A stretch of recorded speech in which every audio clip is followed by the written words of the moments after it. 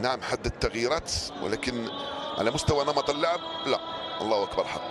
عن موعد الاذان، موعد الافطار بالنسبه للاعبين، طبعا الحكم يعطي الفرصه للاعبين انهم يفطرون بجرعه ماء وشويه تمر، التمر الجزائري او التمر التونسي اللي يتشابه مع بعض البعض.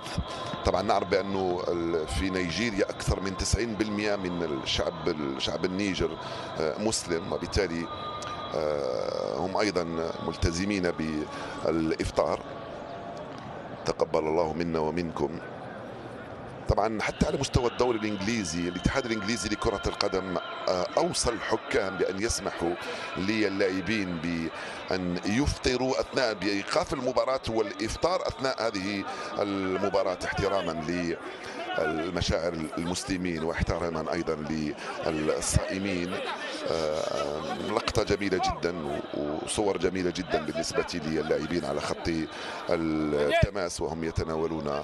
نعيش لحظات فعلا روحانية رائعة جدا بالنسبة للاعبين على خط التماس فوق أرضية الميدان، بعد أن سمح الحكم مباشرة بعد الأذان للاعبين. هؤلاء الجماهير طبعا ولا واحد يسمح لهم، لأنه بعد يسمح لهم الأذان وفقط يتناولون الإفطار، سواء المناصرين الجزائريين المقيمين في تونس أو الذين تنقلوا من الجزائر إلى تونس لمشاهدة هذه المباراة، أو حتى بالنسبة للجماهير النيجر المقيمة في تونس أو التي تنقلت كذلك من الجزائر، من جماهير المسلمة التي تؤدي واحدة من الفرائض الجميلة جدا